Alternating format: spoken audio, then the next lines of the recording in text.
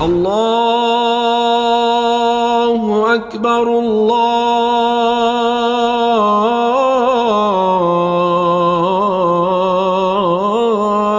أكبر.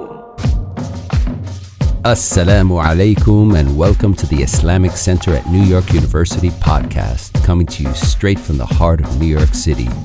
We're building an amazing Muslim community here at ICNYU where everyone is welcomed and respected no matter where you're from or where you're at. This is the place to be. So open your ears and your heart and come along with us on another life-changing journey.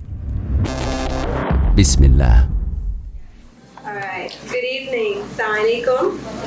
And welcome to the Black Muslim lecture series. Thank you so much for joining us. My name is Fatima Tujah Salim. I am a member of the community, and it is truly a privilege for me to be part of the team that put this programming together. And before we get started, I just wanted to take a few minutes to do a quick overview of the program tonight and introduce our speakers. Before that, I just wanted to take a minute to thank the people that helped this happen. I want to start with Imam Khalid, who's not in the room right now because he is doing what Imam Khalid does, getting the food ready for dinner for us later. But really, him, the entire team, the marketing, Brother Khalid, thank you so much. I want to thank our speakers, Dr. Rasul, Dr. Kamal, and Sister Aisha Adawiya, who was supposed to be with us, but unfortunately for health reasons couldn't join us. So please keep her in your prayers. May Allah grant her complete shifa. And so with that, I want to tell you a little bit about what the Black Muslim Lecture Series is. So the Black Muslim Lecture Series is a monthly program that aims to bring to New York City scholars and artists of African descent and highlight their voices and their perspectives. Our hope really is that the series will bring forth the stories of the Muslim of African descent, and that all of us, regardless of our backgrounds, regardless of religion and race, can grow from it and learn from it, inshallah. And what better place for us to start than the city we are in, New York. Hence our topic for tonight: historical perspectives on the Black Muslim experience in New York City. We're really excited to have Dr. Rasul and Dr. Kamal. I will be introducing Dr. Rasul, who is an assistant professor at UC Irvine in California. He has his PhD from University of Pennsylvania in History and Africana Studies. Dr. Miller's work explores the history of Black Muslim communities in the Atlantic world, Black radicalism, and its impact on social and cultural movements in the 20th century US, Black internationalism, and West African intellectual history.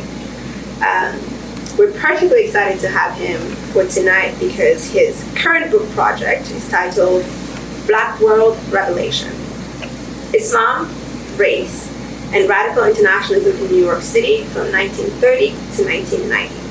And it examines the early 20th century Black Orthodox Muslim congregation in and around New York City and the cultural and political orientations that characterize subsequent communities of Black Muslims in the US who built robust transnational networks as they actively engaged traditions and communities of Muslims on the African continent. With that, Dr. Thank you. Assalamu alaikum wa rahmatullahi. Actually, is it okay if I sit down? You have a problem with that? أعوذ بالله من الشيطان الرجيم بسم الله الرحمن الرحيم الحمد لله رب العالمين أشهد أن لا إله إلا الله وحده لا شريك له وأشهد أن محمدا عبده ورسوله اللهم صل على سيدنا محمد الفاتح لما أغلق والخاتم لما سبق الناس من الحق والهادي إلى صراط المستقيم وعلى آله وصحبه أجمعين اللهم أرنا الحق حقا وارزقنا وأرنا باطلا باطلا من الشيء اجتنابه. السلام عليكم ورحمة الله وبركاته. وعليكم السلام ورحمة الله وبركاته. السلام عليكم ورحمة الله. See one of our good friends I ain't seen in a long time just walking to the room. Alhamdulillah, welcome everyone. And thank you so much, Fatima, for that awesome introduction. My name is Rasul Miller, and it's nice to be back here, both in New York City, where I lived for a number of years, but also in NYU in particular, which is a place that provided me a lot of community when I lived here. I split my time between here and the Mosque of Islamic Brotherhood up in Harlem, which if you haven't been to, I would encourage you to get up there and go visit. But in any case, we wanted to talk a little bit this evening about some of the history of Islam among African Americans here in New York City, as a way really to sort of begin to learn more, talk more, discuss more of the broader history of Islam in this part of the world. We also, and I know I'm saying something that Fatima already said, but we had hoped to have Sister Aisha Adawiya, who is really an institution here in New York City. Really a bearer of a very long, rich legacy of active, engaged Muslim women's leadership in New York City, and a link to that tradition. And I don't really know. I know she's in the hospital. I'm not really sure what the situation is, but again, I just wanted to encourage everybody to keep her in your dua, inshallah. Yes, and Sister Aisha actually, among the many things that she's known for, she worked at the Schomburg Center for many years, the Schomburg Center for Research in Black Culture up in Harlem. And if another institution, and if you're not familiar with the Schomburg, you should go visit the Schomburg, an old, rich, important institution in New York City. And if you are familiar with the Schomburg, over the years they have done a fair amount, inshallah, we always want to see more, but a fair amount to document the history of Islam in this city and in this state. And really, Sister Aisha has been like the driving force behind that. From the Malcolm X project, Malcolm X exhibit, now the Schomburg houses a lot of Malcolm X's personal archival documents, to some of what we're going to talk about today, some of the efforts to document and archive the history of the Islam movement, which is at one time was the largest network of African American Sunni masajid in the country, right? So this is just a snapshot of some of what Sister Aisha has done. She also was founder of an organization called Women in Islam. So we're sad that we don't have her today, but we're gonna include her, in our comments because she's part of the history as well. I'm going to start up by giving a little bit of a sort of broad stroke historical overview of Islam here in New York City. And when we talk about the history of Islam in New York and in America in general, we're talking about a history that actually goes back quite a ways, at least to the time of the transatlantic slave trade. We know that a number, some say a third, some speculate maybe more than that, of the brothers and sisters, the men and women who were brought captive and enslaved from the African continent, West and Central Africa, and brought here during the era of transatlantic slavery were Muslim. And we know from the very beginning of the transatlantic slave trade in the early 16th century, so the early 1500s, we know among the very first people who were enslaved from and brought from Africa to be slaves here, there were a number from Senegambia, right? Particularly many of them were brought to present-day Latin America, and they developed a reputation for fighting and for running away and for building community with the indigenous people and helping to introduce Islam among them, such that by the time you get to the 17th century, a number of the English and the later American slave traders tried to avoid folks from Senegambia because they had a reputation for resisting. But later, there was another sort of resurgence of Senegambian enslavement of folks from Senegambia for the cultivation of rice, right? So there's an ebb and flow, and it wasn't just Senegambia where Muslims were brought, but I say that to kind of introduce it because we need to know that if we're talking about the history of Islam in America, that's where we have to start. And in New York in particular, not too far from here, some decades ago, there was the discovery of an African burial ground. And in that African burial ground, a number of the enslaved Africans and their descendants who were buried there during the time of the transatlantic slave trade were discovered to have been buried, wrapped in shrouds, right, shrouded and facing the east. So even here in New York City, we know some of the enslaved Africans who were brought here under those circumstances were Muslim, right? Now, the preservation of religious practices and religious identity in the context of something as horrific and brutal as the transatlantic slave trade, as you can imagine, was very difficult. Oftentimes, children were taken away from their parents and not given the opportunity to learn and preserve their identity, their religion. But the memory of the presence of Muslims among those enslaved never died out. And so this is why in the 20th century you found an upsurge of interest in Islam among the descendants of those enslaved Africans.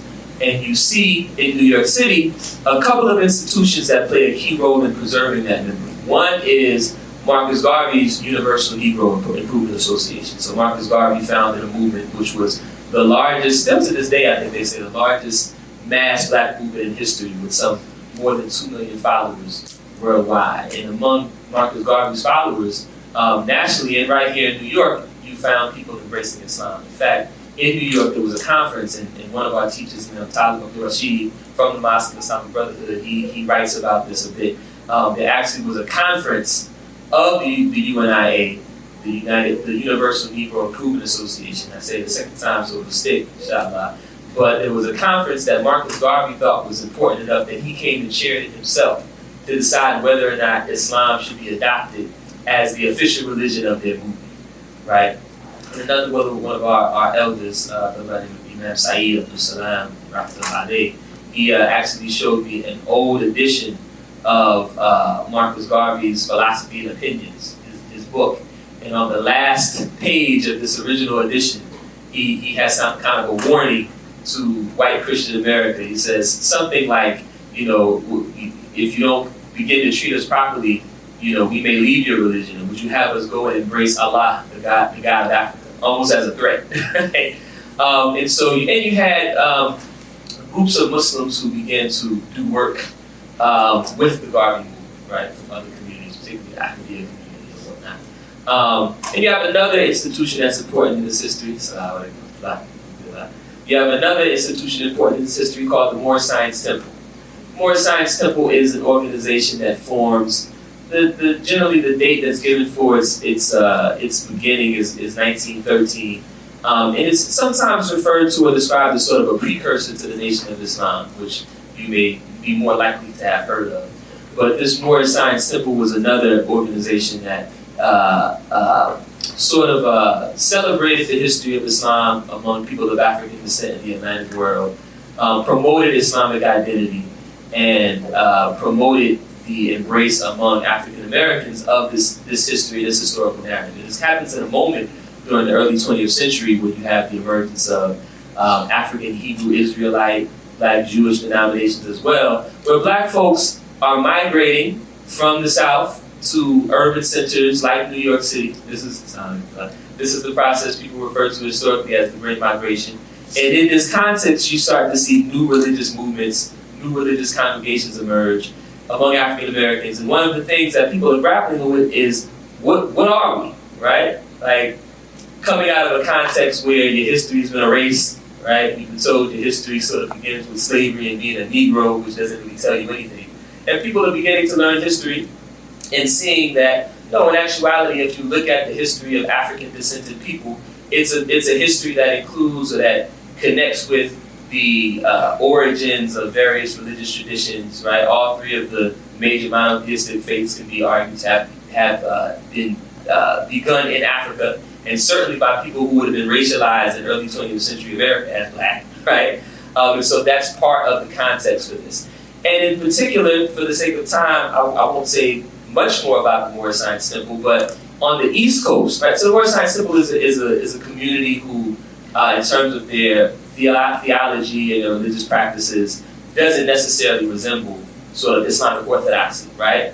But on the East Coast, in places like New York City, New Jersey, Philadelphia, Connecticut, even as early as the 1920s, you have communities associated with the Moorish Science Temple that are actually engaged in things like making salat, like teaching Arabic, like inviting Muslim immigrants, the small numbers of Muslim immigrants that were present in these cities at the time, to be in community with them, right? So this is sort of the backdrop that we need to understand when we think about how Islam emerges as a force in New York City and in the surrounding area, right?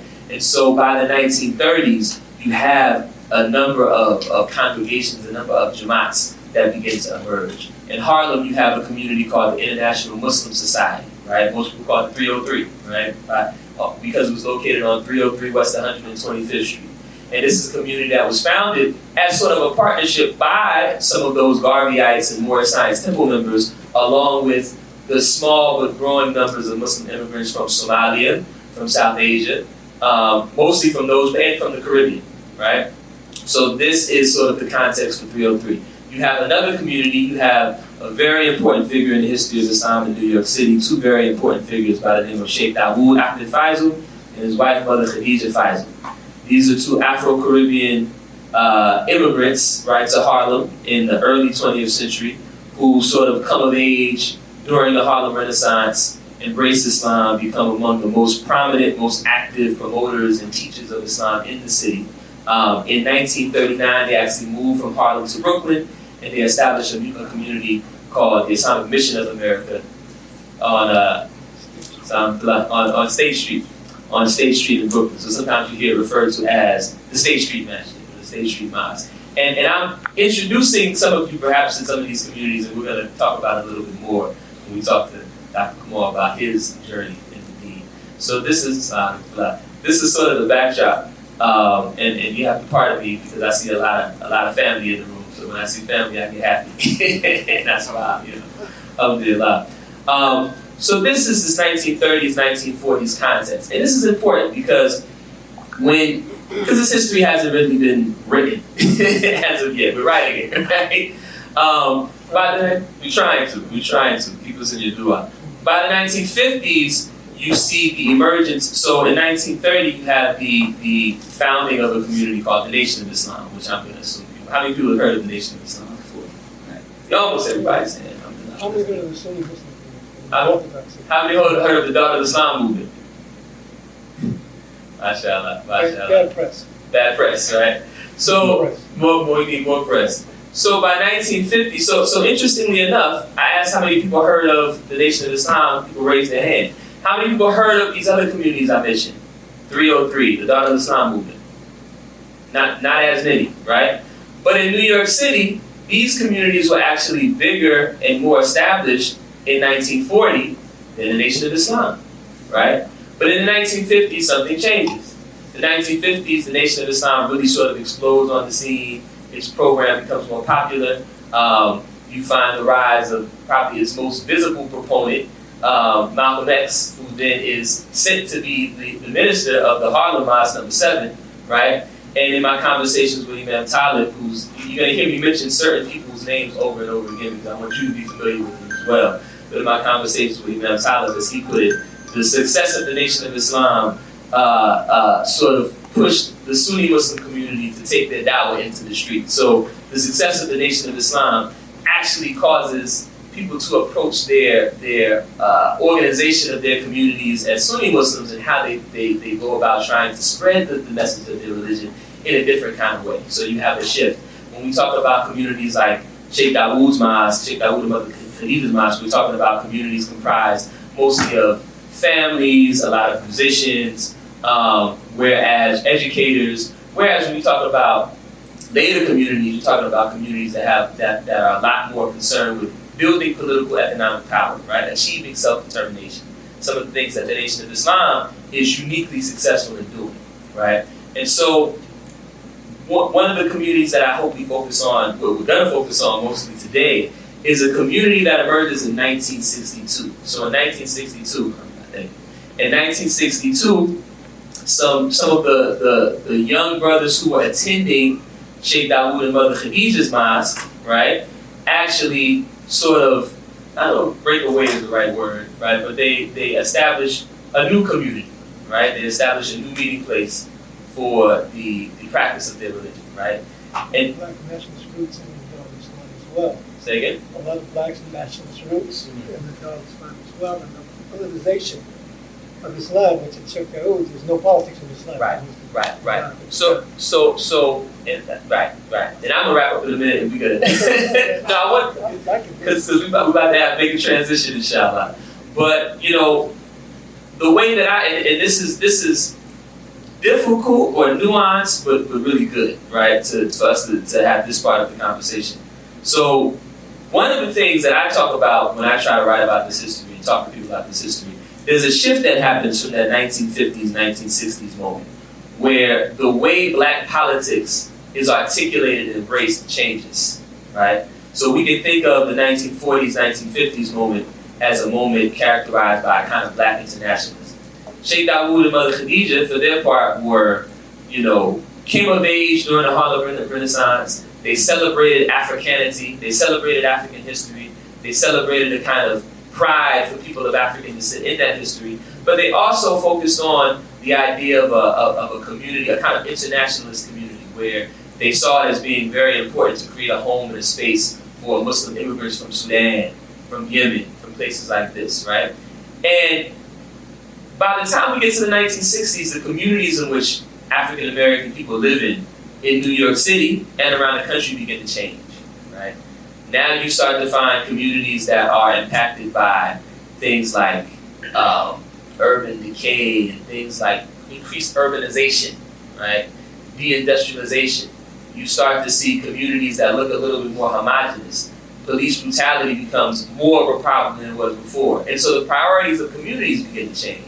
Now, before, when you had small communities of immigrants from places, small immigrant communities from places like Yemen and Bangladesh, who were building community with African American Muslims in Harlem and Brooklyn, now they're establishing their own communities and their own ethnic enclaves, right? So now you have African American communities faced with a certain set of political economic problems, right?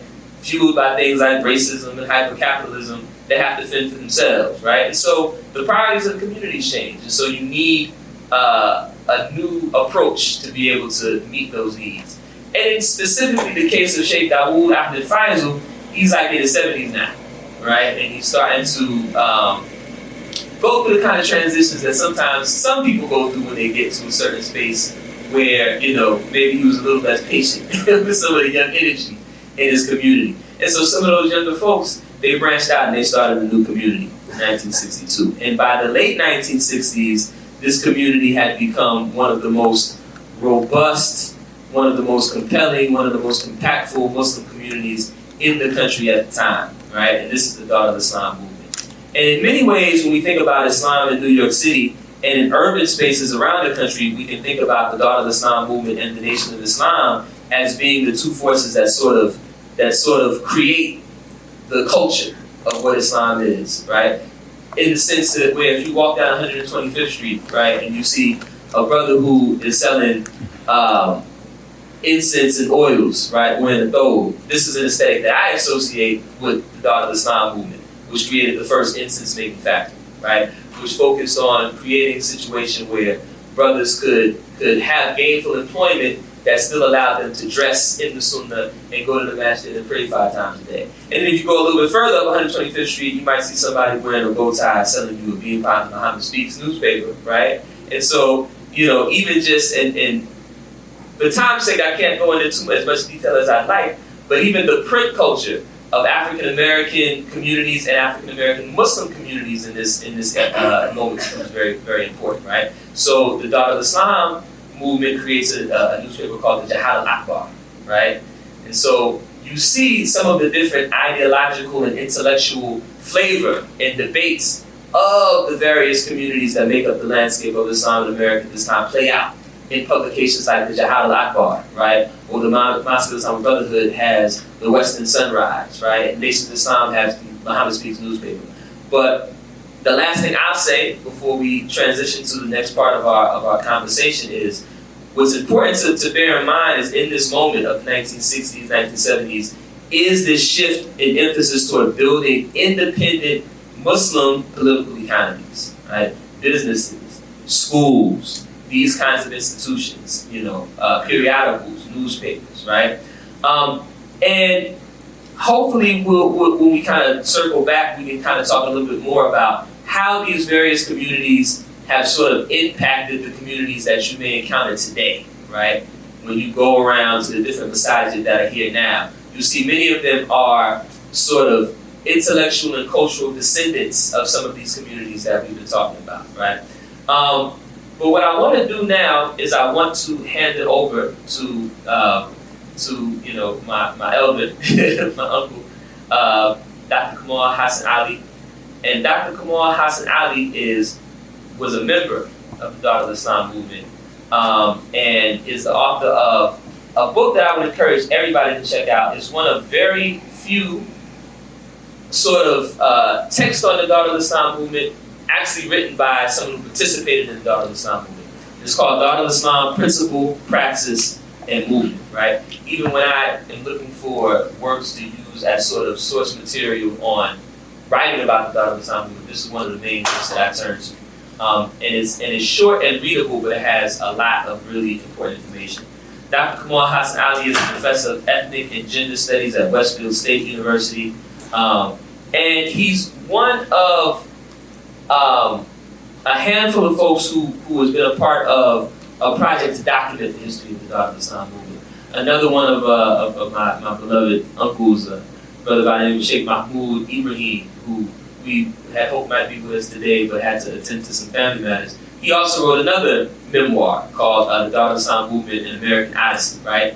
Both of these books, if I'm not mistaken, come out of this effort to preserve the history of the Darul Islam movement. Say again? From Sister Aisha Ladawiya, right? She was instrumental in sort of initiating this, right, while she was at the Schomburg. And what I want to ask Dr. Kamal, Sheikh Kamal, we'll mess with the doctor stuff as much, right? Yeah. I want to ask Sheikh Kamal if he can give us a little bit of a sort of autobiographical snapshot of his journey through Islam, right? And when you listen, I want you to listen for some of the communities and some of the different factors that I mentioned in my sort of introductory comments, right?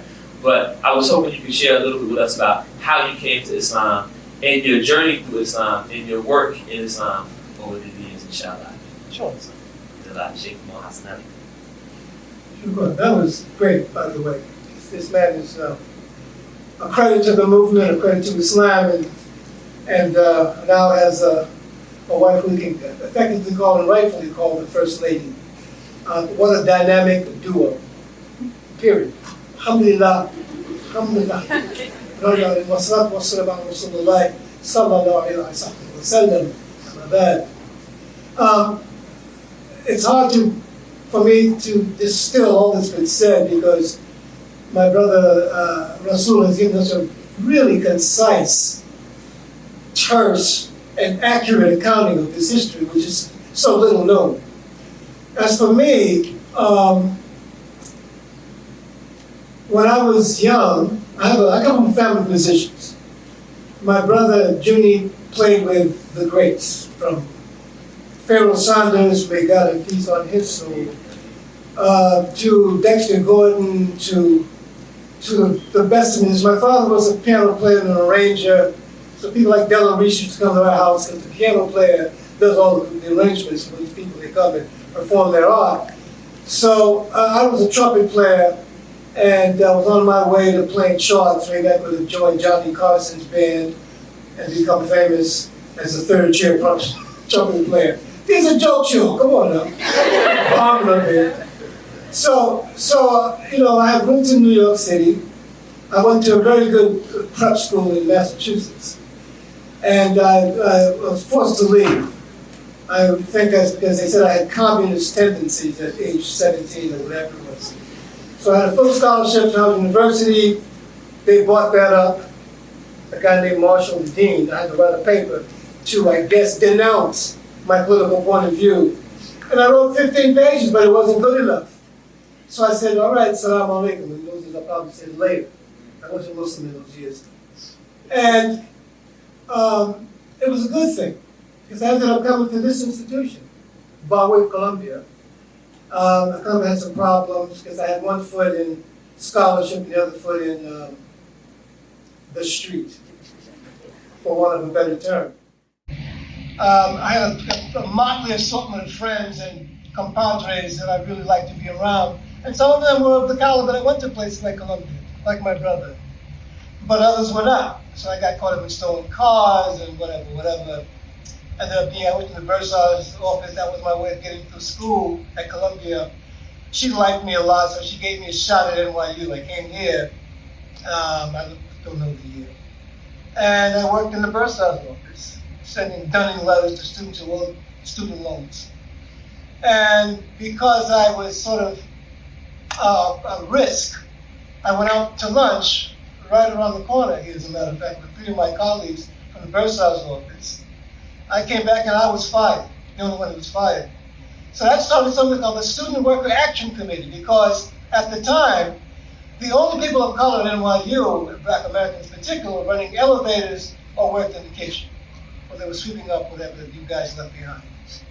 So the SWAC, Student Worker Action Committee, we hired a guy named Bill Kunstler as our attorney, and we went to work. I don't even know who Bill Kunstler is. Very famous civil rights attorney. Hey, thank you for Bill Kunstler, I guess.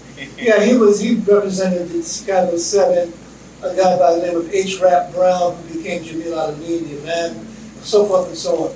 So, fast forward. Folks in Attica too, right? Oh, yeah. Yeah. Oh, yeah, absolutely. Yeah, absolutely. If I started doing history production for you for a while. Good guy. So, my interest in Islam was piqued by my senior brother, Junie's physician, who traveled the world, Japan, everywhere else. And he was saying to me at the time, there was a tension between my brother and some musicians in the nation. He said, man, don't ever join the dance. So I liked the nation. I liked what Malcolm had to say. In fact, it was Malcolm, or Haj Malik Shabazz, let me get it correct. And Haj Malik Shabazz, he changed his name. I don't want people calling me Brian Marshall. And I doubt that Haj Malik would, I think it's better we call him that, to be accurate, if nothing else, in other words. Haj Malik Shabazz. I read his book. At the time I was working downtown, and I was frequenting Hanuak, and a guy named Louis Alcindor became Muslim. And I had friends who grew up with him, one in particular, he's from Dykeman. My friend's in Dykeman. So I got to know something about his journey. And I was really stunned by his brotherhood, everything, man. I mean, he just signed with Milwaukee, a lot of money, and he became Muslim. By the way, he used to write for Hanuak. And that also got my attention because he was a fantastic writer, very brilliant. I guess many of you know this by now, or you should. Kareem is a unique individual on a lot of levels. But he became Muslim, and that registered with me. I'm sorry. Do y'all know who Alcindor is? Kareem Abdul-Jabbar? Just walking through. The boots of asterisks. Sister, you are the case. You must be one of my contemporaries. I'm not outing you, I'm just saying. God bless you for that. So Kareem becomes Muslim, and my interest in Islam peaked. So now, I'm working at GPO, post office, 33rd right there. There's a brother there by the name of Zayd Malik Shakur. And Zayd Malik Shakur used to come to work with a little fez. Outstanding in that regard. He was small, very humble, but extraordinarily bright brother. And I kind of gravitated to him. And we hung out together. On the weekends, we partied together. And he was a fantastic seamster. That's to say, he was a tailor. And in those years, we were wearing something called dashikis, African prints. And Zayd sewed the best dashikis, so of course, I was resplendent in my lion's dashiki. Hanging out with Zayd Shakur, and listening to him talk about whatever we talked about, was usually black militancy, white oppression, white supremacy, what to do about it. Zayd, by the way, is Tupac Shakur's uncle. And because at the time, I guess Tupac was floating around in the ether somewhere. I'm just saying, as a matter of fact, that family was a very unique family, including Osada and so forth and so on. And at the time, I didn't know this at the time, Zayd was involved in a lot of very strong, deliberate, militant, extreme responses, you could say. Or you could say they were natural responses if you're serious about trying to deal with racism. If you're really serious about it, you hated the fact that black people were being brutalized, murdered, being tracked from birth to the prison system. The carceral notion of the pipeline was very much a part of my life. I spent a little bit of time in Raymond Street and the Atlantic Avenue, not too far from here, the Kew Gardens. For little things. I mean, the whole thing was to get a little rap sheet on a brother, and then you do something that's sort of like serious. It sends you away for a long period of time. And I was on that track. So, Zaid told me to come to his house one night. He lived on Aqueduct Avenue in the Bronx. So I went there and he said, we're having a meeting tomorrow, I want you to come also. I came to the meeting. And I thought it was something about Islam because I was really trying to pull stuff out of Zayd about his religion. And he was in the Moorish Science Temple, I found out later, August. And the brothers that came, I didn't know them, but it was really a sort of litmus test for me to join this group that they were a part of. And the question that was asked, something I won't repeat here, but they wanted to know if I was interested in some really outside stuff. And of course, I had to tell them, no, man, I'm not about to commit these felonies that involve taking someone's life. But got my attention when I went a few weeks later. It just so happened that Imam Yahya's wife was my best buddy's sister. It is the Imam Yahya Abdul Karim from Dar es Salaam. And his brother name is Sekou Abdul Salam. And Sekou got drafted. He was going to Vietnam. And his sister said, before you go to Vietnam, I want you to talk to the Imam. And get serious about your life and understand what's going on here. So Sekou went to talk to the Imam, and I went with him. He and I were both, I would say, functioning heroin abusers. Heroin abusers, functioning, we said because we did it right. Functioning heroin abusers. You saw Pulp Fiction? You saw the old, what's his name? John Travolta played. We were like that. We got high on the weekends, whatever. So quite naturally, we go to see the Imam and do a little stuff.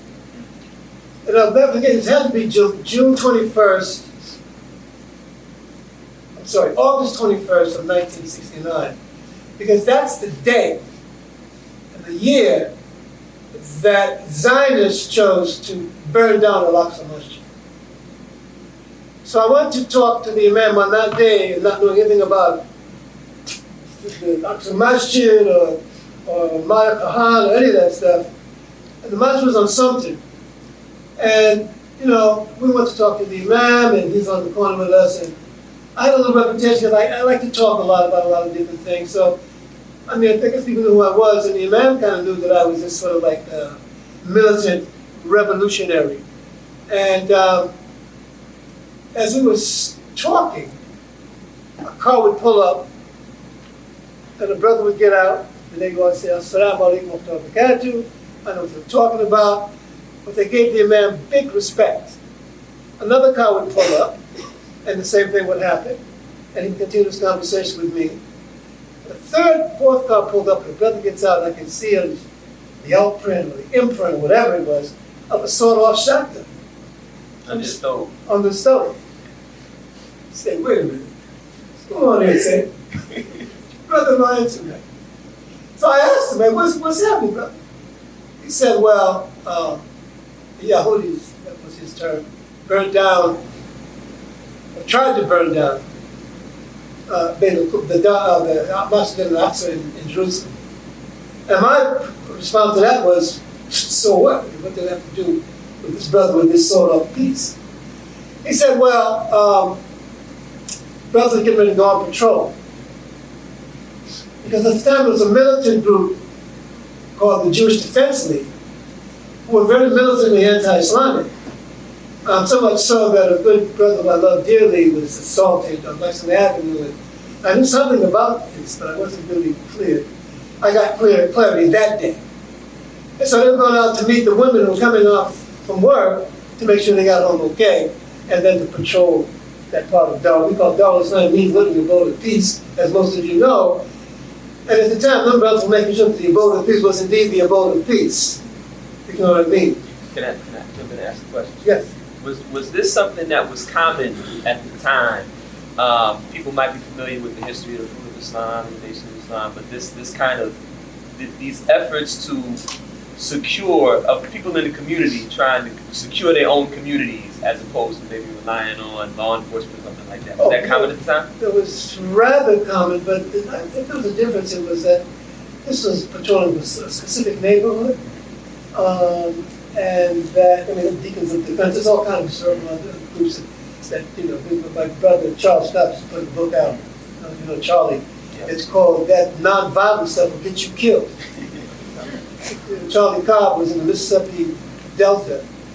We went to the same school together. He was on his way to Mississippi as part of SNCC, and I was on my way to try to figure out how to get my hands on some weapons. And I wasn't going to cut out the cigarette in the forehead. And I knew it. And I had all the respect he did then for Charles Cobb, and even more because, of course, H. Rap Brown and Stovall and the guys involved in the movement, they had big respect for Charlie Cobb. So anyway, and this is important to say that because, you see this idea of brotherhood is, and the response to racism and the violence of racism that was perpetrated on people of color, particularly Black Americans, that drew us together, man. That was nothing that we succumbed to. Additional of white supremacy and the notion that somehow we were inferior. That wasn't a part of my cultural reality at all. Any brothers that I hung out with. So, that got my attention. I went to talk to his wife, Hasba. Sekou was going to take Shahada, and I was on the path to do that. And I was working at the time, since post office. I had a job at Human Resource Administration on Worth Street in Manhattan. And the assistant in Farida, who and I would, at lunch time, she would go to a little room and close the door. And I would say, okay, she wants to run. I really like this one. She's very good. She dressed with a sort of modified Islamic attire. And one day I walked by and she was making salah. And at the time I'm hanging out with Zayd, I'm hanging out with these 5% Jews, I'm hanging whatever. I had my little kufi. So Farida said, when she saw me, she said, just call me Kofi. Hey Kofi, did you saw me? I thought I saw you with it. I said, you did, I'm so sorry, I didn't know that what you were doing. I thought I was having a seizure, man, that's why I was on the floor. Was this the first time you ever saw someone make salah? Absolutely. So what is happening? And so she put this little book. It was Bismillahirrahmanirrahim, and then it was the transliteration. And the kind of stuff we used to teach people Arabic and Quran at the time. So she said, come on, do you recognize this? It looked like shorthand to me. I said, no. I said, what is it? I said, that's the Muslim prayer. Do you pray? You're a Muslim, aren't you? I said, yeah, I'm Muslim. You pray? No, man, I got time for no praying. Takes his business out here, praying. So she told me, if you're interested in Islam, there's a masjid on 8th Avenue, 125th Street, 303. You should go there. And she said, there's going to be a janazah, funeral meeting at that masjid. By that time, I was, I could talk to the imam. So the Islamic thing was starting to percolate. We was reading the book over again. Malcolm X, blah, blah, blah, blah, the autobiography. Kareem taking Shahada. And I'm messing with his cut buddy, his brother Wally Shabazz. I'm really, really close. And Wally, of course, I'm eating pork. So we moved to this thing, man, I did some, whatever it was, some bacon. Wally says, come on, you can eat that pus. Pus. He would, really come down hard in a way that got my attention. I'm saying, well, why? I guess when I heard about pork and all that, it was in the atmospheres of my culture, my life. All these things combined, coalesced, and began the real serious questioning of who am I, what am I doing? So let me ask you a question. Sure. So at what point did you begin, and for folks who may not be familiar with, like you mentioned, the 5%ers and whatnot, at what point did you begin to self-identify as a Muslim, even if you weren't praying and everything yet? And what were some of those factors sort of in the ether. Like, just to give folks who may not know that history a snapshot, you mentioned, I mean, I know that you're talking about folks who were in the Panther Party, the Black Liberation Army, and the 5%ers, but just to give people, right. So to give people a snapshot of how it was that a person could now be identifying as Muslim, but your entry point is the politics, the black culture, not, you know, not praying yet. Yeah, right. It has to do with Africa. I was Colombian, I told you. Yeah. There's a bar on Broadway. It's called Broadway. I used to go there from time to time, and there's a brother there from Nigeria, and another brother from Ghana. But from Ghana would buy my attention and sort of. And that's why I got the name Kofi, or on Friday name is Kofi. In Ghanaian culture. In Ghanaian culture. And plus I'm reading out about Nkrumah, Ahmed Toure, I'm reading all about the revolutionary movements and socialism in sub-Saharan Africa and in Tanzania, Kenya. And that was my focus at the time. So I'm really being drawn into this whole African thing. And my Africanness was very, very important to me. My mother's people are from Ethiopia. So I knew I had that, and they're Jews. So that was sort of floating around as well. But it was really reading Malcolm autobiography when he said, when he made Hajj, he saw people who represented all these different colors. And as much as I've never been a guy who hated white people who I knew, as ones I didn't know. You just say, if you pass the litmus test, you hang out with us, and well, I'm a musician, man. I can't still play. Right. With my brothers, and my brother played with my father. So I knew they were cool white people. But I was really, really grasping and trying to get my arms around what it means to be an African. And that was my question, man. Should I be messing with Arab? And then my son was born. My son. And now I'm really starting to look at stuff. He's like 2 months old, around the same time. He was born in July. I think I think in August. So I went to 303, and that sealed faith. I walked into that masjid, and you've been there, I'm sure, right? No, by the time I came around 303, it had been closed. I just learned about it from speaking with you. Huge room with no chairs. I'm saying, where the chairs are? Got a funeral in there, no chairs. And Farida was there, and the other sisters were there. The brother's name was Hassan, from Mali. And the janazah was from a brother in Mali, which didn't compute with me. So he sat down with me and prayed. These guys are praying for somebody who's in Mali. First of all, where is Mali? It's basics. But it was so warm and so inviting. There's another question about why I was there, what I knew about Islam, and it's at that point that I just had decided I got to find Yahya and teach him.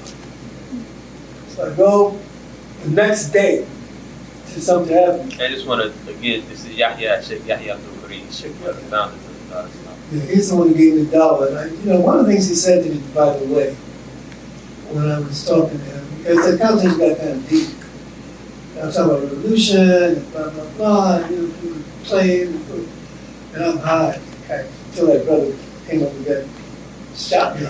That sobered you up real quick. He would take flight. So he said, come on, about this revolution, Kofi. He said, if Allah loves you, He'll show you that the revolution begins with you. Not outside of you. It begins with you. What are you about? What are you really about? So, look, I knocked on the door. Assalamu alaikum, Hassan. Kofi, yeah. Is the Imam, I want to take Shahada. The Imam is gone. Where is he? He's in Mecca. In Mecca. For what? He made Hajj with 4 or 5 brothers because Jahal Akbar had gotten the attention of the Islamic Muslim World League, and of course they want to fund things like that. So one of the things that they did was take Yahya Abdul-Kareem, and the 3 or 4 other brothers to make Hajj. You remember around what year this was? 69. So, subhanAllah. So I said, when is he coming back? She said, with a quote, those brothers have been trying to get to Mecca for so long They may not ever come back. Really. So what should I do? You should go to, you should go to, okay, you should go to 303 and take Shahada. And that's what I did. I took Shahada with a brother Hassan Abdul Majid, who was really doing stuff. State Street Mosque, that was when he was stationed, but he was working with the Imam Sheikh. No. K. Ahmed Tawfiq. My name is come on, change my name. Come on.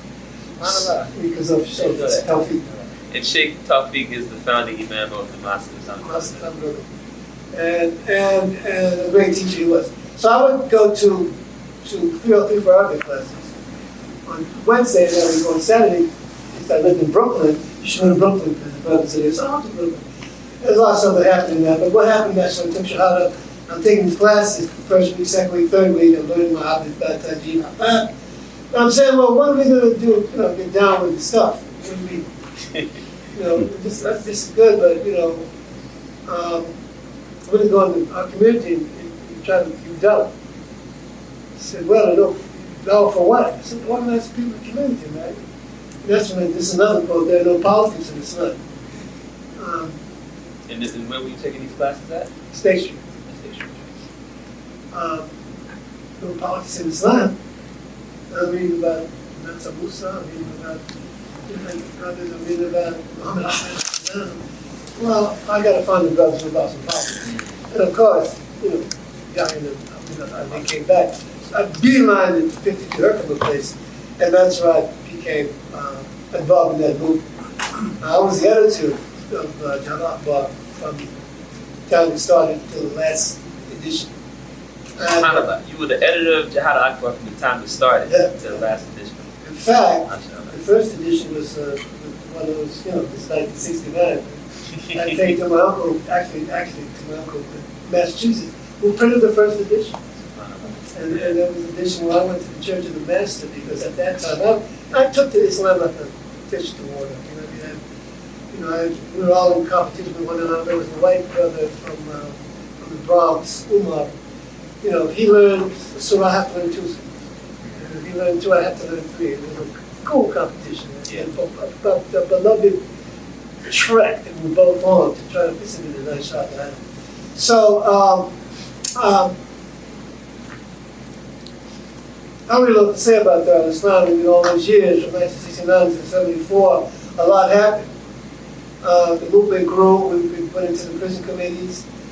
We went to establish Madrasat al-Shahidain, the School of Humanities, who my brothers were killed in an attempt to assassinate the Imam. I can say this, I'll say this, I hope you're paying attention. Yeah, there might have been, I don't know, we had a map in the man's office. There was a pin for every city that wanted to join Dar al-Islam. And that pin looked like music. And just about everything. We started, of course, on the East Coast and of course, Jersey and Brooklyn. And then we went to North Carolina, went to Atlanta, South Carolina, Texas, Detroit, Cleveland, Los Angeles, and then a lot of different masajid that were from small towns in between. And these were all places that had masajid affiliated with the Dar al-Islam. They took bay'ah to the Imam. Can you talk a little bit about what that was? The bay'ah. Yeah. The bay'ah was basically essentially that you would follow the Imam's direction, provided that did not violate the Sunnah of the Quran. It was very, very simple. But it meant that basically you were down with this movement. And the movement, that book, by the way, was supposed to be the impetus for different masajid all around the country with part of Dar al-Islam to do similar efforts. It was supposed to be a template that they would follow. And that's why it's set up the way it is. It's outline. It's basically an outline of how Muslims in the Dar practice religion in terms of the 5 pillars of Islam, how he was transposed into the lives of Muslims in the community. How Salah, it's a century of Salah. I'm speaking fast now because I'm on the clock here. The century of Salah, of Zakat, of Siyam Ramadan, of Hajj, and how these things played out through praxis, through the actual practical application of these things, in a movement that was about establishing Islam. It's safe to say also that when you begin to break down the people in the movement, a lot of them were Vietnam veterans. A lot of them. We had something called RAD. RAD was a paramilitary group that the brothers used to train by running around the reservoir in Brooklyn with fake rifles. And these guys, I mean, everybody knew, the police knew, they were monitoring us all the time. They had to, wouldn't you? Back in Puerto Ricans running around, and Arabs running around the reservoir with a make-believe AR-15s or 16s, whatever they were. Maybe they were M16s. I've been dating myself. And of course we had bazaars, we had a lot of things that were going on that were really about sort of the exposition, again, of the practice. And bazaars who were the bazaars like? Oh, well, the street gangs. The rope off the street, man, invite all non-Muslims and people of cultural differences would come, maybe religions, but it was an umbrella for people in the community to attend an event that was Islamically inspired. It was about the Muslims. The Imam, by the way, never spoke publicly, he only spoke to Muslims. I remember when people celebrated the Maulid, which we never did, but we took that opportunity to have a discussion. He did a speech, maybe an hour. A very unique brother. I have to say, his interpretation of Islam always kind of got me. He was a Virgo like me, all about the brain, so to speak. Imam Yahya. So, how did the movement come to an end? Well, I don't want to talk about that, not publicly, because it's a lot of, well, the brothers were assassinated. Then someone tried to assassinate our Imam Sheikh Yahya. They tried to assassinate him. And it didn't work, but in the end, 4 brothers were dead. And I think, and I thought then and think now, that was a way of telling the Dar Islam movement that you guys are too big for these bitches. There's too much stuff going on here with you people. You've got all this experience with brothers coming back from the war. You've got brothers really committed to this religion. You've got the example of the Black Panther Party, which was basically wiped out by COINTELPRO, and others. And now you got you guys. And I think the Imam knew and realized that if it got to that point, that brothers would fight and we would lose. There's no fight against the United States government, against the National Guard, against the Army, Naval, Marines. So then you become Zayd Shakur. For him, for Zayd Shakur, I often respect for Zayd Shakur. For him, the revolution came, and he died fighting the way the revolutionary fights.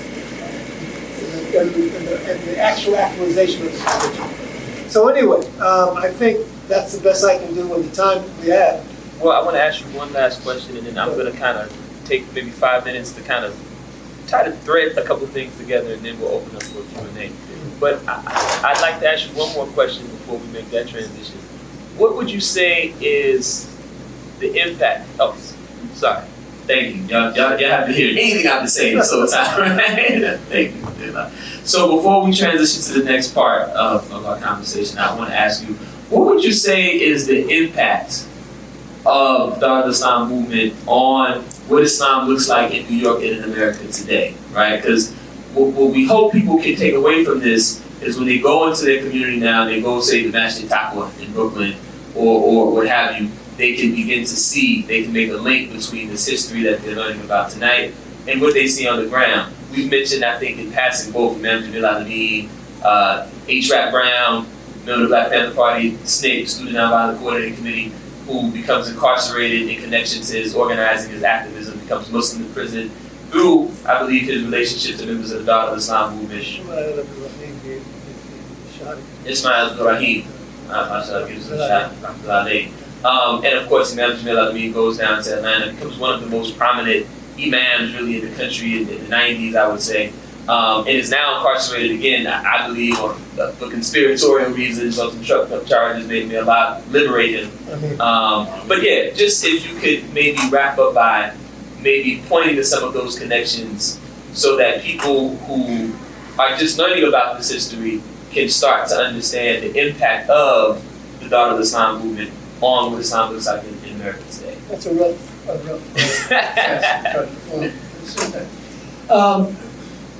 Dar Islam affected a lot of people from a broad swath from black and Hispanic and white culture, because it was a multiracial movement. Many people don't know that. The brothers wasn't, most of the brothers were Europeans. A lot of Puerto Ricans and black people. Really about the autobiography when he said, when he made the Hajj, he saw people who represented all the different colors. And as much as I've never been a guy who hated white people who I knew, as ones I didn't know. I'm saying, I'm just saying, if you pass the litmus test, you hang out with us and go, well, I'm a musician now, I can play. I moved with my brothers, and my brother played with my father.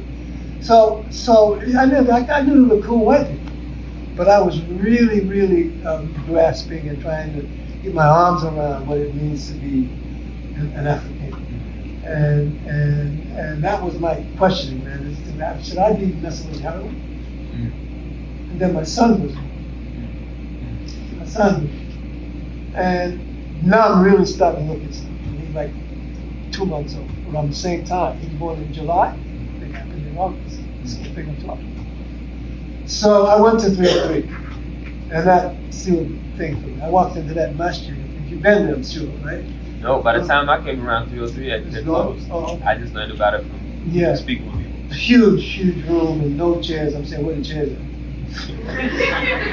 Have a funeral in here, no chairs. And Farida was there, and a couple of sisters were there. And the brother from there, his name was Hassan, from Mali. And the janazah was for a brother in Mali, which didn't compute with me. So he said, got me up here and prayed. These guys are praying for somebody in Mali. First of all, where is Mali? It's basics. But they were so warm and so inviting. There's a lot of questions about why I was there, what did I know about Islam, and it's at that point that I just had decided I got to find Yahya and teach him. So I go the next day to Sumter Avenue. I just want to, again, this is Sheikh Yahya Abdul-Karim, one of the founders of Dar Islam. Yeah, he's the one who gave me dawah. One of the things he said to me, by the way, when I was talking to him, because the conversation got kind of deep.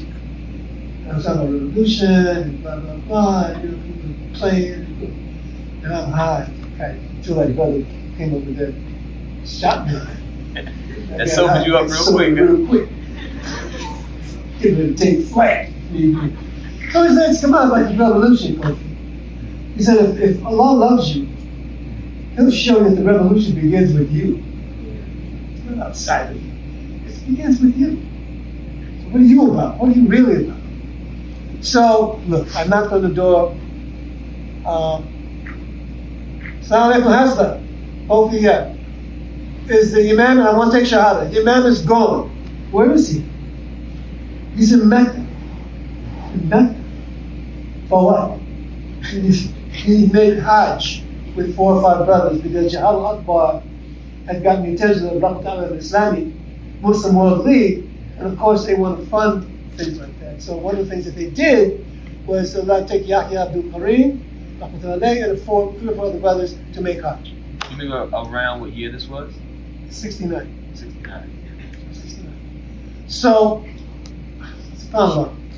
So I said, when is he coming back?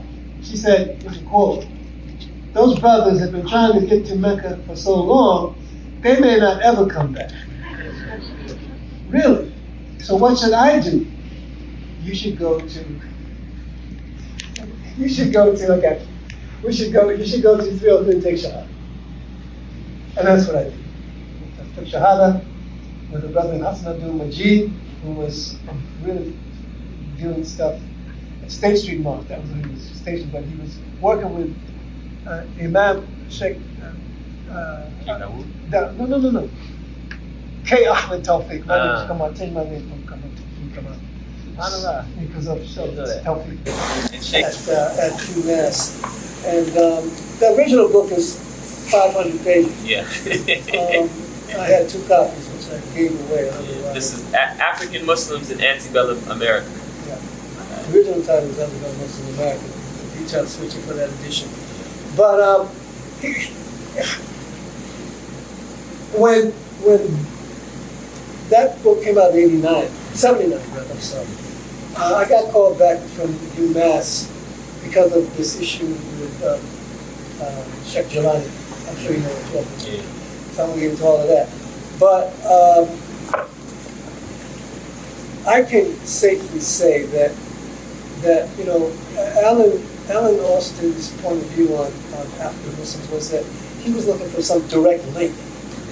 And what you said earlier really resonated with me when you said that there is no direct link between these brothers, but the idea that they exist and the reality of knowing that they existed, that they were the Muslims, were the Africans of note, who could read and write, who had historical backgrounds, etc., etc. And that is sort of like the way I feel a lot of people feel about Darwinism. They don't have a direct link, but they know it's there between the contributions that the Darwinists might make. Right. Here. Thank you all.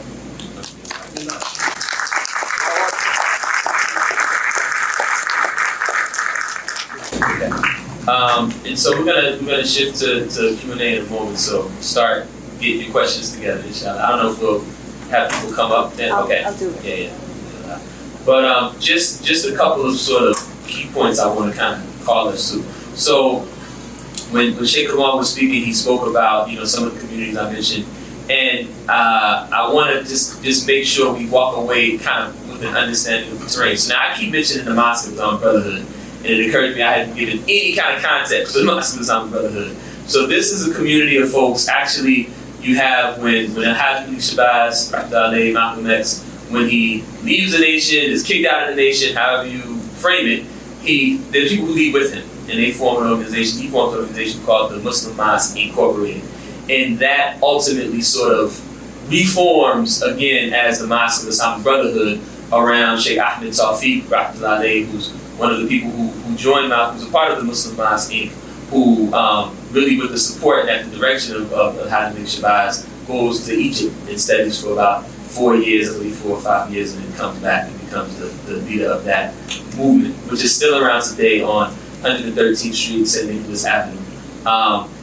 Another thing that I want to mention is just again to point out, so in this 1960s, 70s moment, you have the emergence of, and I'm going to try to say this as succinctly as possible, right? But you have a kind of burgeoning Black consciousness. You have a number of Black and Latino organizations, groups like the Black Panther Party, the Young Lords, but Islam in an understanding of Africanity, we might say, right, as a part of that. Now, today, and I recently read a really good book, or my wife told me about a really good book by a guy named Russell Miller about African American independent schools called We Are an African People. But one of the things he talks about is kind of, in the 80s, you see kind of a breakdown where you had debates for a very long time between Black organizers and activists who, there's not enough time to say this in as nuanced a way as I really want to, but who are advocates of a kind of Marxist kind of analysis, and those who had more of an emphasis on kind of African culture. It's a really overly simplified way of putting it, right? But in this 1960s, 70s moment, especially in a place like New York, like on the West Coast, people have some of the Panthers and whatnot, they have a critique of what they call African cultural nationalism. But on the East Coast, you have someone like Zayd Malik Shakur, whose father, Salahuddin Shakur, was a member of the Muslim Mosque Inc. and Malcolm's organization of Afro-American Unity, who's simultaneously Muslim and an African nationalist and a Marxist and a revolutionary. And this totally. And this wasn't weird in a place like New York City in 1960s and 1970s, right? You mentioned that this family name, Shakur, this becomes an extended family network that many folks involved in the movement in the East Coast joined. You have Mutulu Shakur, who's Tupac's stepfather, who's still incarcerated right now in connection to some of his activism. You have Afeni Shakur, who at one time was the wife of the Mumba Abdul Shakur, Zayd Malik Shakur's biological brother, right? And of course you have Assata Shakur, who Zayd Shakur gets assassinated by the police, and in that same encounter, Assata Shakur gets incarcerated. And of course, there's some Black, African, Muslim, well, Afrocentric, Muslim, Marxists, whatever you want to call it, revolutionaries, who break her out. And she's free to this day with political asylum in Cuba. So this is the scene, right? And then, of course, you have the Nation of Islam in the mix as well, right? Which has an impact on folks' consciousness, such that in New York City, so just imagine in New York City, you have the heart or the sort of headquarters of the Darul Islam movement, this huge, massive, multi-city movement. I think it's in more than 40 cities around the country, right? Darul Islam is now Kamal-Din, you know that, correct? Right. Wine dance. Right. And the Imam Al-Amin Abdul Latif is, you know. No. So and this is right. So you have these kind of like children of the Dar, right? But at that time, brothers of the Dar. Now their kids are the children. Their kids are the children. Not Not at all. But you have at the time in the 60s and the 70s, I think it's in like 40 cities, this huge network of communities around the country. So that's headquartered in New York. Then you have Mosque Number 7 with Minister Louis Farrakhan serving as the minister, right? Certainly a dynamic presence, right?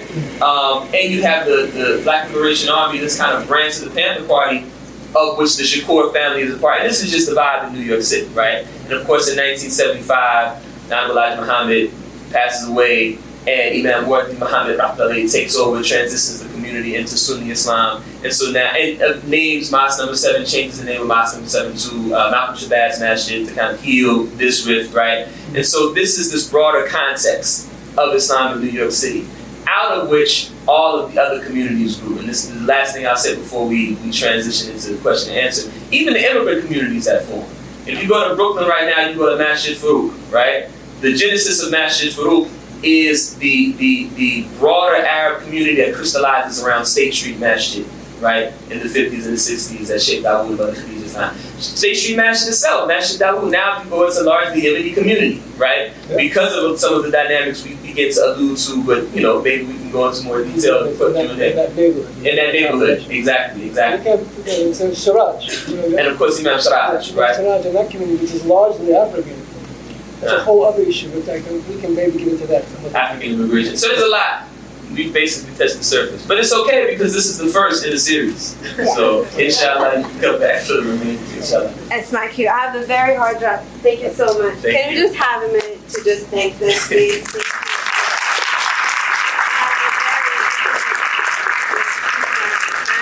I have an even harder task of trying to get all your wonderful questions that I know you have, but we have 18 minutes before a delicious dinner upstairs on the 4th floor. So I am going to be on a timer. You'll have 1 minute to ask a question, and then I'll pass it over for you for like 5 minutes, and that really gives us time for 3 questions. So like, make it good questions, please. So yes, alrighty. So I'll just bring the mic and I'll do it. Can we maybe ask that people, if they have questions, maybe come down here? And form a line? Assalamu alaikum. Brilliant and beautiful. I've come all the way from Atlanta, Georgia, so just really, this is a rare opportunity for me to share this question. And I've had quite a bit of opportunity to travel internationally and heard of connections with the African American community that predates my age and my story. And I'm interested to know from your scholarship and senior status with us about that time period with the DAW and this idea around internationalism, Pan-Africanism. What was the solid relationship that was established? Meaning if there was travel to West Africa, travel to the Middle East, what sustained relationships were there for the DAW, perhaps in exchange of culture, food, in terms of like the actual meetings that took place in New York City, but also in terms of education as well. If there was something that was sustaining the community from an international presence of relationships. And New York is the United Nations, so there's a lot of transaction of culture and knowledge that's happening there. Was that tied into the movement? That's a great question, but I have to say that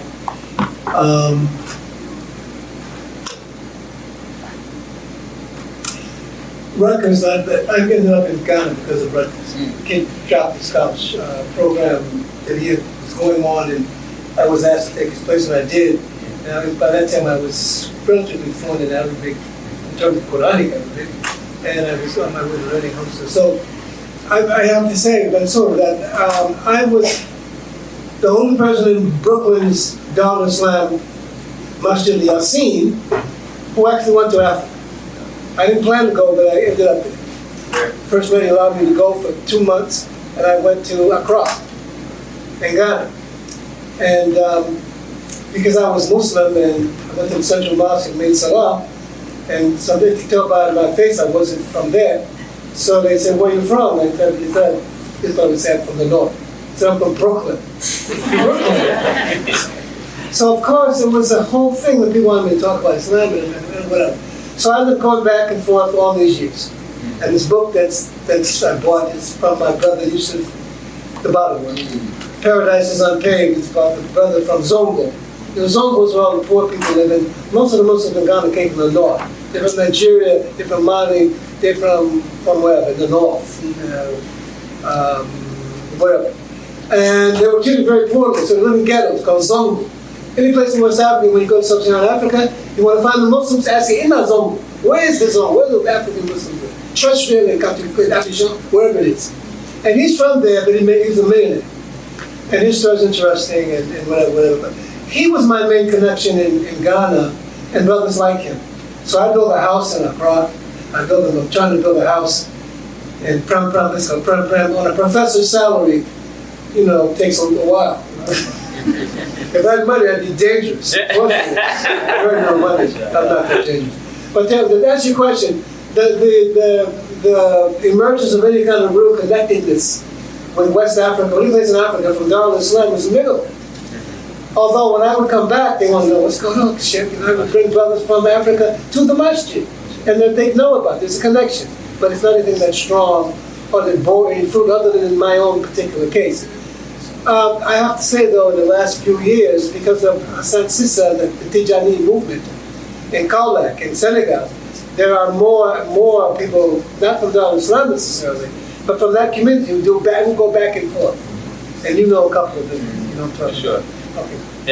And I'm only going to add on to this a little bit, just because this is like a big part of my research and the book I'm working on now. Kind of like that's kind of the framing of what I'm diving into. But just to add on a little bit, so as I tried to hint at, you have a robust situation in terms of the different understandings of Islam that are at play by the 1960s, 1970s. You have kind of a relatively mature sort of scene where you have different kind of Muslims on the scene, right? Even Sunni Muslims, right? One sort of subset, Sunni Muslims, that have different understandings of what the relationship between themselves and other communities can and should be, right?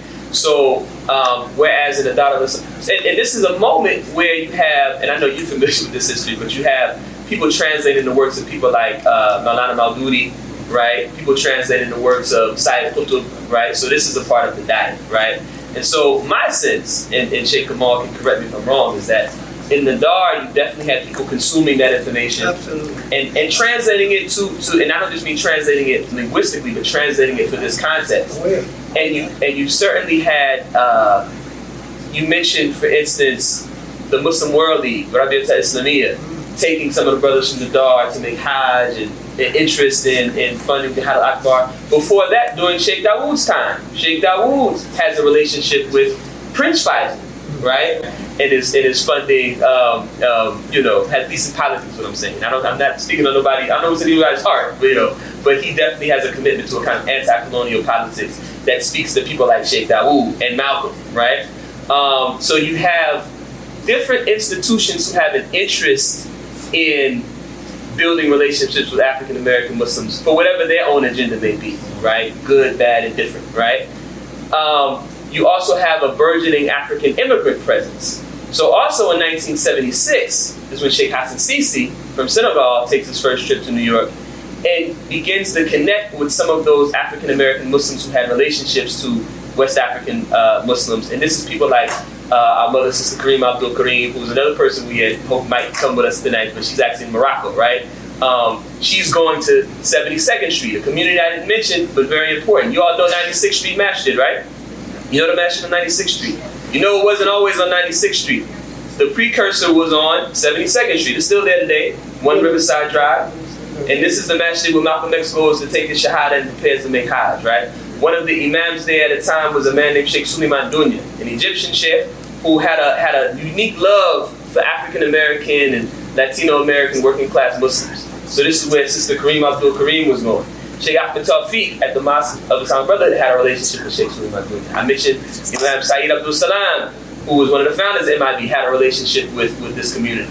So By the 1980s, you have people from some of these other communities in Harlem, interesting geography, right, where more West African immigrants are, who are going to West Africa, sending their children to school in West Africa. I have friends now who are in their 40s who flew in Wolof, who from Brooklyn and from Harlem, right?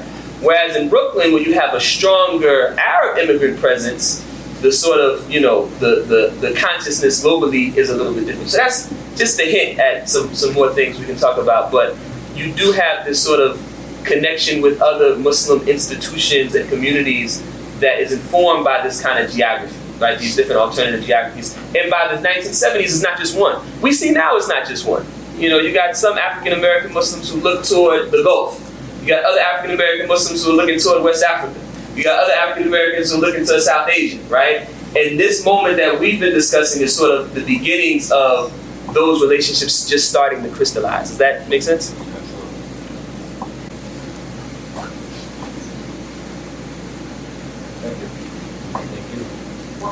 That was a long minute. Assalamu alaikum. Thank you for coming and sharing about your work and life experience. Your story about standing up to NYU when you were a student, to the Student Worker Action Committee, and suing NYU for discrimination, that really resonated with me, because I think we're at a historical moment now at NYU. To give you some context, well, I'm suing NYU at the moment for discrimination, similar to your case. To give you some context, at the height of the Black Lives Matter riots, when America was burning down, I called NYU and offered the president a $500 donation in exchange for 30 minutes on the phone to explain the social and economic solution I had to help people of color and all people in America suffering from the inequality and injustice. I was ignored. I waited again until the insurrection on Capitol Hill, another amazing, incredibly bad moment in American history. Offered him the $500 donation again to explain this solution. Ignored. Even though he sent 2 letters to the community saying how he was so sad and would explore options that entire summer how to help people of color and people suffering in general. So I pursued more formal channels by submitting my solution to the NYU Entrepreneurship Challenge, which offered 25 minimum winners for paying entrance. It's not an academic competition. I paid $100 to enter. But they only selected 22 winners, lowered the prize money, and then prohibited me from participating in any more Berkeley Center using any more resources, not letting me be a team member of more than one person. You gotta get to the question. So my question is, what advice do you have for someone who's trying to be an activist and standing up for justice, where the community doesn't support it because they're too scared and cowardly to stand up to the power establishment and the status quo? But our heroes, the Prophet said them and his Sahaba, they stood up for the status quo and injustice, even if it came at a risk to them and their reputation. Thanks very much. I'm sorry to be the back up, but the minute has to be a minute because I know that a lot of people have questions and I want to also honor them. So I will pass the mic so they can really address your question. Thank you. I'm sorry. Just caught up in that institutional malaise, myopia, whatever you want to call it. It's difficult to move an institution that makes its bones by avoiding people like you. You're saying. It's reality, my brother. True, in my humble opinion. By the way, since I was the microphone, I got to ask this one question to think about since you told me I was coming in. How many NYU students in the room? Show of hands. Is there a professor by the name of John Ehrlich? Did you have him? Anyone? Okay, that's what I wanted to know. He was a SWAT guy. Student Action Committee. Oh, you need it. All right. Very important person. Question? Wait, what did he do? Sorry, I just want to know. History teacher. He graduated from here, took a PhD, and the last I knew he was a professor in the history department. That was like 10, 15 years ago. Someone told me that. I tried to hook up with him. Long story. Crazy story, but a beautiful story. Me and John Ehrlich. John Ehrlich. I'm good at that. Okay, we have time for one more question, Shala. Any takers? Alright. It's fine, I'm loud, I can yell. We're actually recording, so it'd be great if we could speak on the mic so we make sure we have it down. I'll just have you on this side. Appreciate it. Don't cross, please. Don't cross. Sorry. Assalamu alaikum. Just a quick question. So I'm from Tallahassee, there's a Muslim presence there. And I was just wondering if you have any advice for recording the Muslim history, because a lot of it is in elders. mashallah, but I was just wondering, how do you go about collecting that history and writing it down for like younger generations once those elders are gone?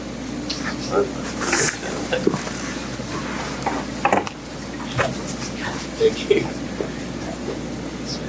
So first of all, may Allah give you tawfiq. May Allah bless you for that question. You just got to do it. It's super urgent. I actually know a brother from the Dar who I think is in Tallahassee, who maybe I can connect you with, if, take my information. But, when I started doing this research, I had a couple flip cams. I don't think they make flip cams anymore. One of our dear friends, Professor Amir al-Islam, he took me along with him on an interview he did. And I just got a couple flip cams, and me and a friend of mine just guerrilla style went and interviewed some elders. The quality of interviews is terrible. The sound is terrible. But some of those people I interviewed have returned to Allah. And however humble my little, interview was, if I didn't ask the right questions, the quality, that now is something we have that we wouldn't have, right? That is a link to an older time, a documentation of their story that we just wouldn't have. So just don't wait. And there have been so many people. We talked about Sister Aisha Ladawiyah. She was going to connect me with Brother Abdul Razak, who was Minister James, I think 67X, Malcolm X's personal secretary. He was a brilliant man. And he passed away before I could get to him. I have a lot of stories like that. So, first of all, just do it. Don't wait. Do it. When you get out, call somebody. When I come to Tallahassee, I'm going to interview you. And now we have so many different resources. You can use Zoom. It doesn't always have to be a perfect situation. If you have to do it remotely, do it. And then the last thing I'll say is there are, alhamdulillah, now more and more resources. A good friend of mine, brother by the name of Maurice Hines, who is family, he put together a book, a sort of guide specifically for helping folks on the community level collect oral histories in their community. So, and if you can find other people who have that interest to coordinate with, be in conversation with them. I tell people all the time, this work is too big for one person to do. So, this is like what I write about, but I'm always alley-ooping people. Go interview this person in North Carolina. I can't get to them. Get to them before they pass away, Create that network, tap into the networks that exist. Make sure, we exchange information before you go, because there's even people in this room who I know you might need to be connected to. And in West Africa, every time an elder passes away, a library disappears. So, if you have the capacity to interview one elder, one uncle, auntie in your community, whether it be an African-American Muslim, Arab, South Asian immigrant Muslim, capture those stories. It's urgent. So that's my urgent call. That's maybe my last word is, make some contribution, inshallah, however small it may seem to you now, to preserve this work of preserving the broader history of Africa. I got a nickel in that down. And I would suggest, even to you said your uncles and others, how many of you ever thought about interviewing your mothers and fathers? Or grandparents? You should do that, put it on tape or somewhere. There's not a single record of Yahya Abdul Karim's voice at all. The imam of one of the largest and most significant Muslim movements in this country. Nothing. Or any of his imams, his amirs. Because we instructed, the administrative instructed the same way the Prophet did with amirs and so forth and so on. So I'm just echoing that I think a very profound thing that you should say.